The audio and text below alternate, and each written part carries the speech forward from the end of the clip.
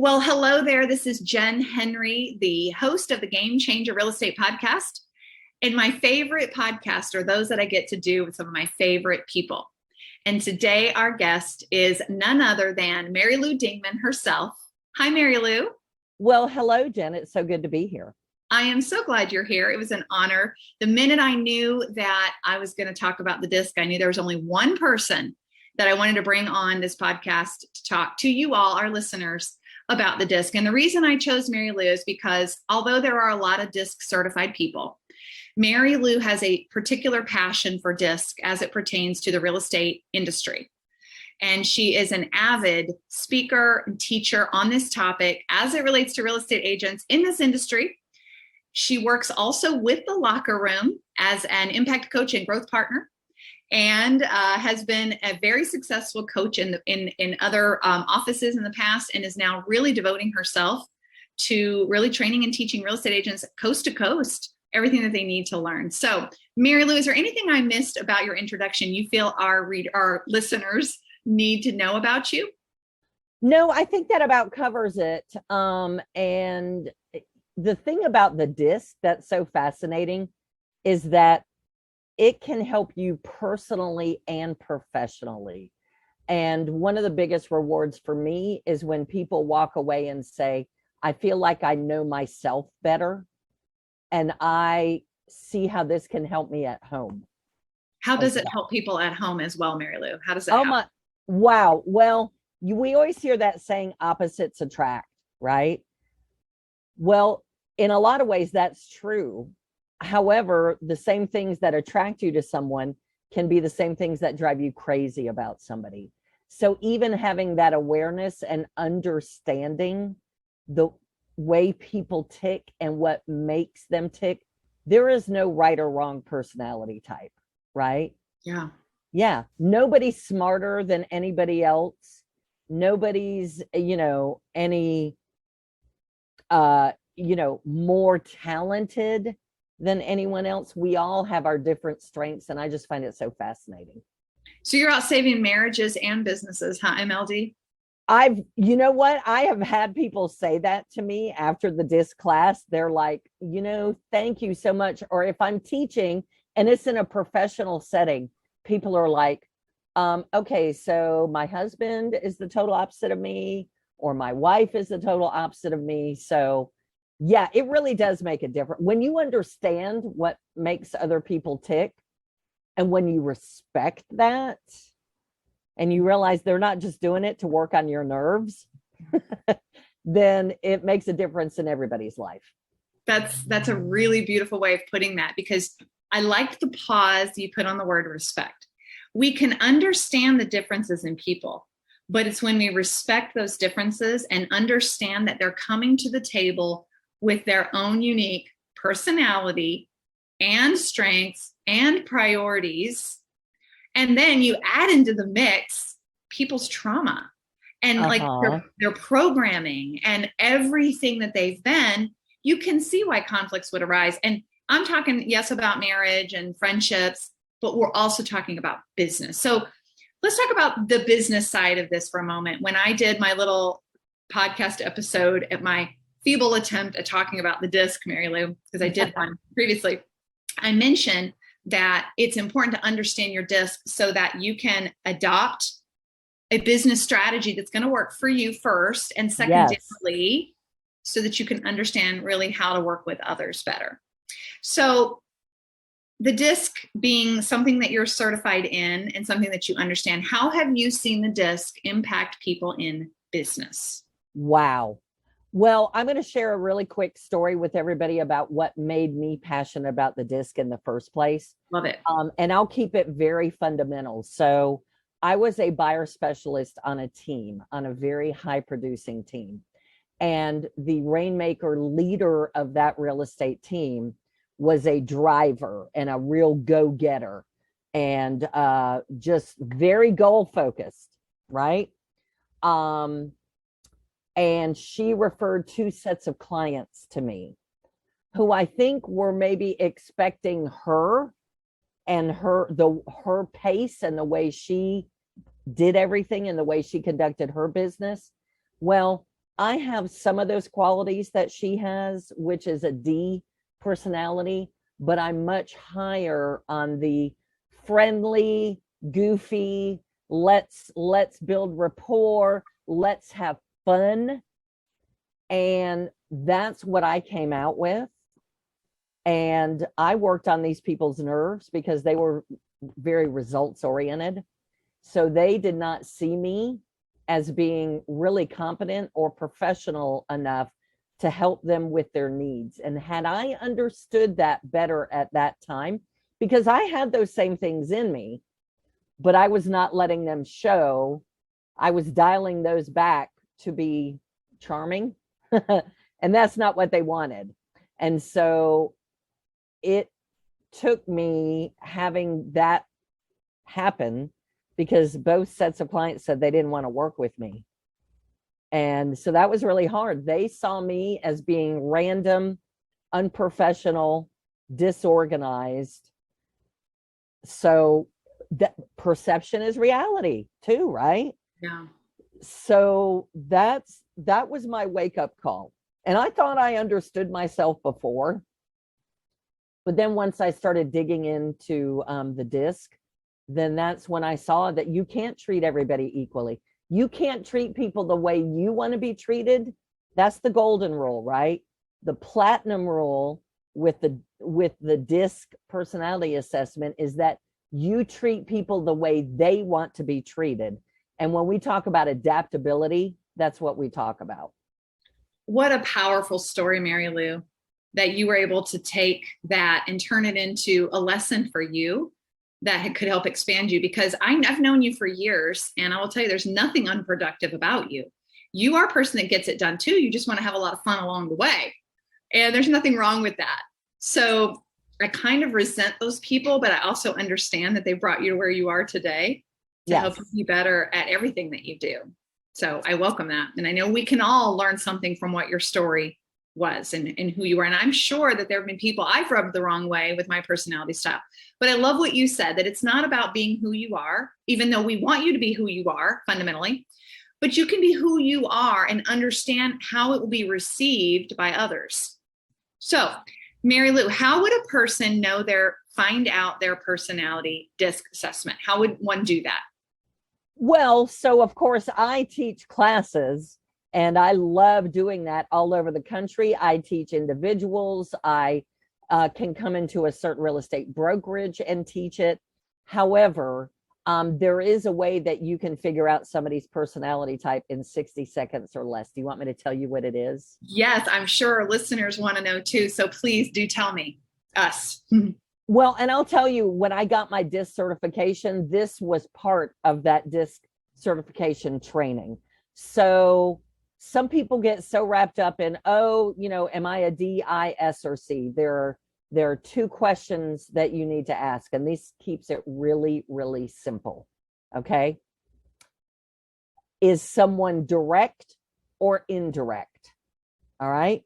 So are they direct or indirect?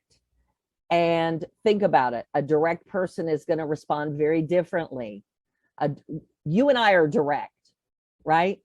And I hope that people that are watching or listening to this can hear that. We make statements, and our delivery is very direct. Someone who is indirect, it's not about confidence, right? It's just indirect. They may ask more questions. They may make more requests. Instead of saying, this is the way we're going to do it, they may say, here's what I think we should do, right? So there's direct and indirect. The direct people are going to talk more, right? They're just, if you ask for their opinion, you're going to get it. Whereas with the indirect people, you might not get it as quickly, right? So direct or indirect. So you're going to pick that, right? Either are they direct or indirect. Then it's, are they guarded or open, right? Now, don't mistake, don't confuse guarded with direct and indirect. So let's deal with open first. Open is the people, right? They're going to tell you, they're going to talk. if you say, hey, tell me about your family, you're going to hear the whole thing. You and I are both open as well. We don't have a problem sharing how we feel, right? You're going to get pictures of the kids, the dogs, the bunnies, the horses, you know, it's very freely shared. They are wanting to connect on a personal level. People that are guarded are a little less likely to share. I'm not saying they don't have intimate relationships and fulfilling relationships. You're just not going to get that with the general public, right? So they're going to be a little more guarded. If you say, tell me about your family, they're most likely going to say, well, we have things to get done here. So let's get those things done first. So your guarded people happen to be your task people, and your open people tend to be your people. So what happens is you will come up with two things. You can say, all right, someone is direct and they are open, right? And then those are broken down into the personality types. Now, do you want me to tell what the types are? Yeah, I think that would be helpful. Mm-hmm. Okay. All right. So your direct types happen to also follow along the extroverted lines. So that's your D's and your I's, right? These are your direct types, your driver and your influencer, your doers, you know, your extroverted doers and your extroverted talkers, right? Then the indirect types are your S and your C's, your security stable people and your compliance rule following people, right? Your scientists, your engineers, your S's are your teachers, nurses, typically social workers. Those are the helpers, right?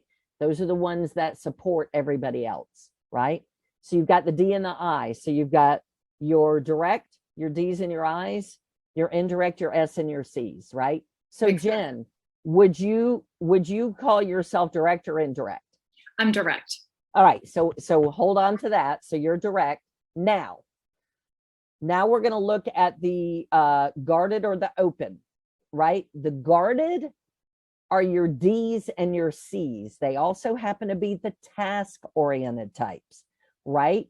They are the people that get things done. Your D's are the entrepreneurs, your judges on Shark Tank, right? Your C's are your scientists, your analysts. They're both task-oriented, but your D's are going to do it with their gut. The C's are going to do it with logic. It has to make sense before they move forward, right? I've never heard it that way before. That's interesting. Gut and logic. Okay. Right. So your D's are more of the risk takers, right? And then the C's are more of your fact base. This will work because where would we be without C's who shot people into space and said, this is going to work? How did we build that? How did we build the Hoover Dam? Right. That's true. That gives me goosebumps thinking about that. I have a tremendous amount of respect for the people that take the time to make sure everything is foolproof, right? Then you get to the people types. That's the I's, the influencers, and the S's, those stable, secure support people, right? So would you consider yourself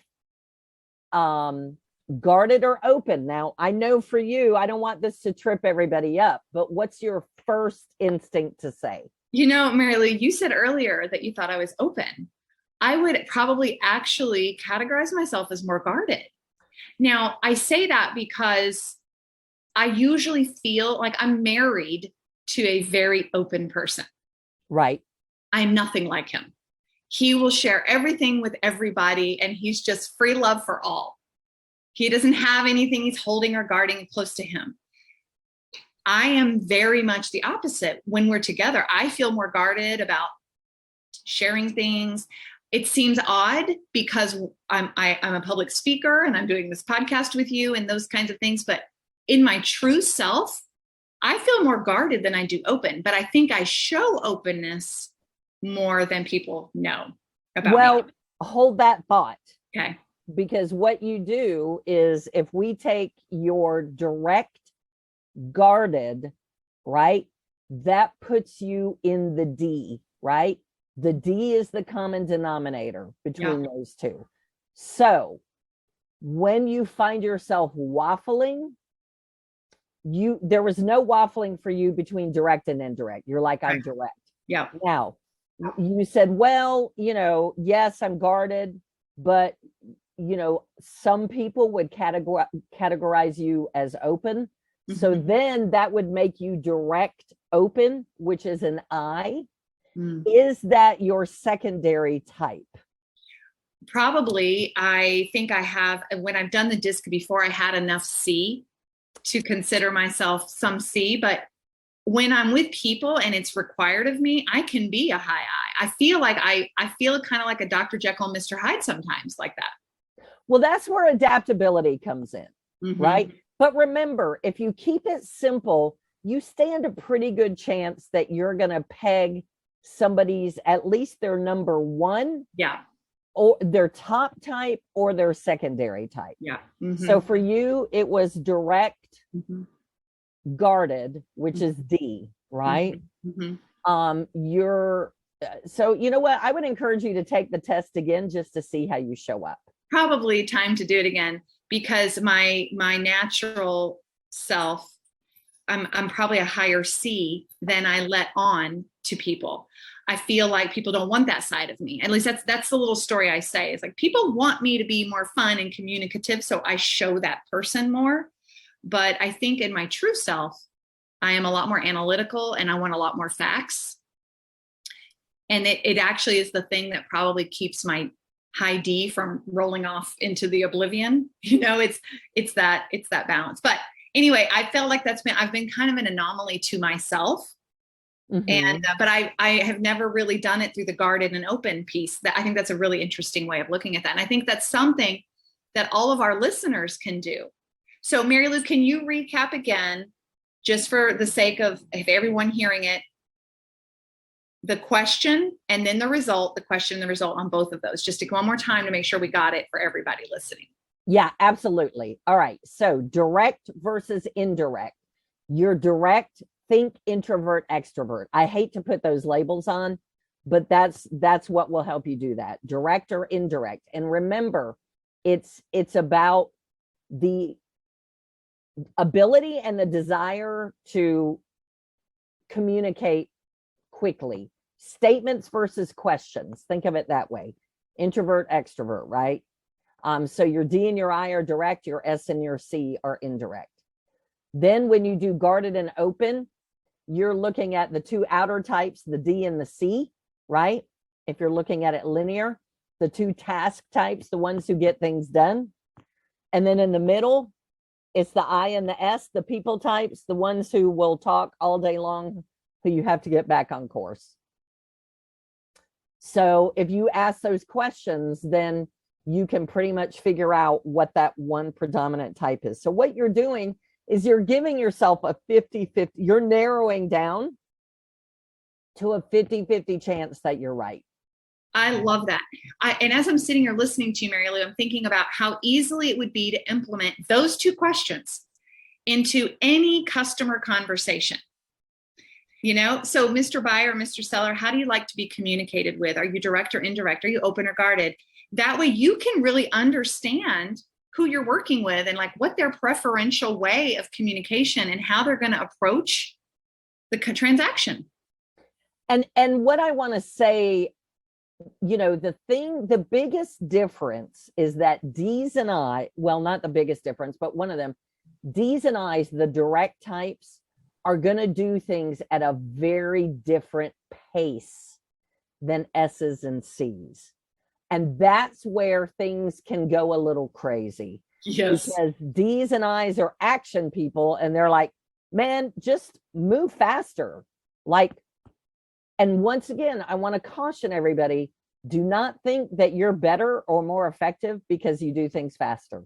Oh no, my speed has gotten me into a lot of trouble.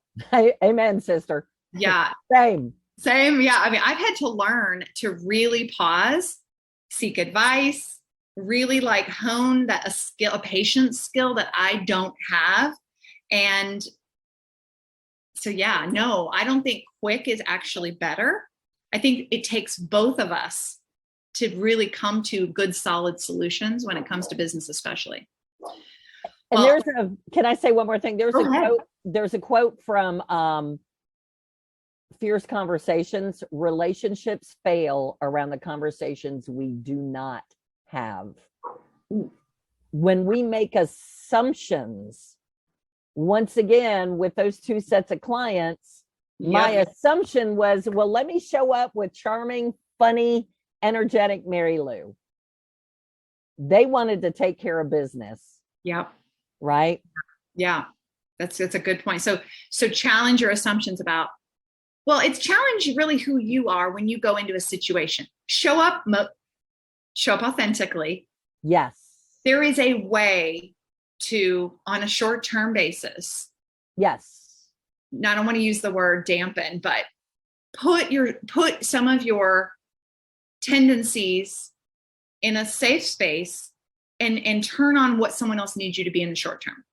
You have to. You have to. I mean, I do it all the time, and I know that, and I remember learning this disc and thinking, okay, I remember learning this and getting on a call with a guy. He was an internet lead that came in, and he was super direct on the call. I could tell that he didn't want to chit chat. I used a script on him that was direct and to the point that felt very harsh for my natural tendencies. And I tried it out on this guy who I didn't know, total stranger, had nothing to lose. And he responded. And he was like, yeah, actually I do. That man ended up being a multimillionaire that ended up buying and selling probably 5 properties with us because he told me he liked my approach. And I'll tell you, it took a little guts to kind of come at him with that script. And so the script was simply something along the lines of, he said something about, I had a lot of questions for him. And I said, do you want an agent that's going to get the job done or just want an agent that's going to have fun? And he was like, oh, okay. Like he respected my directness back to him. And that was when it changed for me, that it's okay to step outside of who you are for a moment to be what someone needs you to be, as long as you're being authentic to yourself along the same time. And I imagine, MaryLou, that when you do this for a length of time, it probably is exhausting. Well, and that's what I tell people too, is that yes, it is, and it shouldn't be long term. And getting back into the personal side of relationships, when you hear someone say, if a marriage falls apart or a relationship falls apart, and they say, I became something different, I lost who I was. Yeah. I became something else to make somebody else happy. That's when adaptability becomes unhealthy. It goes too far. Yes. So remember, we're not meant to adapt for our lifetime. Adaptability is for certain situations. You can be true to who you are, yet still meet people where they are. Yeah. And understand their point of view and where they're coming from. And at the very minimum, understand how they'll view you. And understand that if there's a trait or personality style that just doesn't mesh, that it isn't about you, that it's about the fit. Yeah. Well, MaryLou, Melissa Cruz, Melissa. Yes. She's our Director of Agent Development here at Game Changer Realty. She's having us read this book right now, Make Difficult People Disappear. I'll be sharing more on this book, but she and I are doing a little book study in this. And because we want to understand really how to be better. And, making difficult people disappear is not about making them go out of your life. It's just about learning to see them for who they are. And one of the quotes that I got in this book that I highlighted is this: people are, and I'm reading it, people are not typically difficult on purpose. I agree. They believe they have reason to become difficult when we expect them to be and treat them differently than they are naturally and authentically. So if you're being challenged with a difficult person in business, look at it and say, what is it about this situation that's challenging them to be not who they are?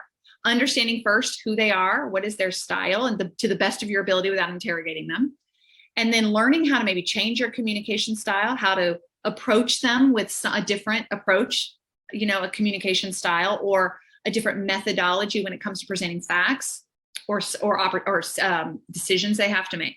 So I'm going to read it again. because I think it's important. People are not typically difficult on purpose. Okay. They believe they have reason to become difficult when we expect them to be and treat them differently than they are naturally and authentically. That's a quote by Monica Wooford, who is the author of the book, Make Difficult People Disappear. So I think that that is a really great way of explaining why the DISC is important. And again, for all of our listeners, this entire month in this series that we've been in is about knowing yourself really well. When you know yourself better, you can relate to others better. Amen. When you know yourself better, you don't take things so personally, because it is 99% of the time not about you. Now, there may be an occasion where it's about you. You make a mistake. Somebody just don't want to work with you in a discussion. But most of the time, it has nothing to do with you. And so we just have to look at this whole getting to know yourself better and understanding that it is for the purpose of you, but it is for the purpose of the interpersonal relationships. Yep. And business is interpersonal relationships. Yes, it is. So, MaryLou, thank you so much for sharing your insights. I could talk to you about this so much more. I was just thinking about that. I was like, I mean, we could do this for 3 hours. We could. It's just absolutely fascinating how we're all created so differently and with such unique skills. And, you know, like I started at the beginning of this series, I said, not everybody is your people. Right. The ones that are will be, and the ones that won't, it's okay. Let them go. Be okay with being authentically you, with adaptation as necessary for the people that are in your life so that you can connect with people and meet them where they are. At the end of the day, this is leadership. Yes, Leadership it is about meeting people where they are and helping them where they're at. And that means we have to change it, even again on the temporary, adapt to the communication or style this person needs and wants from us if we're going to step up to the leadership role that they're expecting of us. So anything else, MaryLou, burning in your heart you want to share about the DISC? Well, how much time do we have? No, I'm kidding. I know. Like I say that, and you can like, okay, I got another hour. Yeah, I just want to make sure that people understand and that you get this from this. Be who you are. Be authentic. We're not talking about changing who you are. Adaptability is something very different. It is short term, and it's really just understanding someone else's point of view. Right. That's right. Yeah. It's not compromising your standards. Right. It's not creating undue expectations of yourself. It's just acknowledging differences, and to go back to the very beginning of what you said with an exclamation point, respecting the difference. Yes. Not pushing your agenda, and being ultra mindful of your emotional impact on others. Whew. Like your story, MaryLou, you had an emotional impact on someone 9 times or more out of 10 MLD, MaryLou, you have a positive emotional impact. In this case, there was a negative emotional impact, and that you were unaware of. They were D's and C's. Oh, yeah. So they were all just rubbed them the wrong way. Just all wrong for them, right? Yeah. Oh yeah. It was, when I look back at it, I can laugh. Sure. It did not feel good at the time. I can only imagine it. That stings hearing it for you. And it was money. Oh, and it cost you money. Yes. Yeah, look at that. So lesson very learned. Yeah, it cost me 2 commissions on pretty nicely priced homes. Wow. Well, that was the price of your education, MaryLou, because I imagine that from the lessons you've learned, you've gained a lot more. Yes, I have. Beautiful. And I'm grateful for it. That's right. And that, my friends, is growth. And that, my friends, is self-awareness. So with that, we will conclude this time together, MaryLou. It is an honest and serious pleasure. I mean, just straight up having you on my podcast is an honor. And I just thank you for all of your genius that you bring to our listeners. If anyone wanted to connect with you, what would be the best way to do that, MaryLou? Well, I would say a couple of ways. Email MLD, like MaryLou Dingman, MLD@TLRnation.com, which is TLR, thelockerroomnation.com. I'm also on Facebook. Put the M and the L together. In other words, MaryLou, no space in between. Last name is Dingman, Dingman, like dingbat with man on it instead. Oh my gosh, I've never heard that before. I love it. And for Yeah. those of you that have heard me reference her as MLD, it's because that is her. For those that know her and love her, MLD is the shortened version of Mary Lou. Mary Lou is an OG, straight up, honest, awesome person. Anybody that needs to get to know her. You want to know more about the locker room, you want to know more about the disc, Mary Lou is your person. We'll also go ahead and put those links in our show notes, as well as, Mary Lou, you said you had a resource for the disc assessment. Is that right? Yes, I do. I do have a resource, and make sure we put it in there. But the site, it's Crystal Knows, like the name Crystal, CRYSTAL Knows, KNOWS, Crystal Knows. Crystalknows.com. Yeah. And Awesome. yeah, great way to take a free assessment and get kind of a description of what all of it means. Wonderful. We'll put all those in the descriptions of this podcast if you want to check those out. Again, it is my honor to lead this podcast and host this on a regular basis for all of our listeners. We hope that you will continue to listen, gain knowledge, insights, and always let us know how we're doing. We appreciate your feedback. Until next time.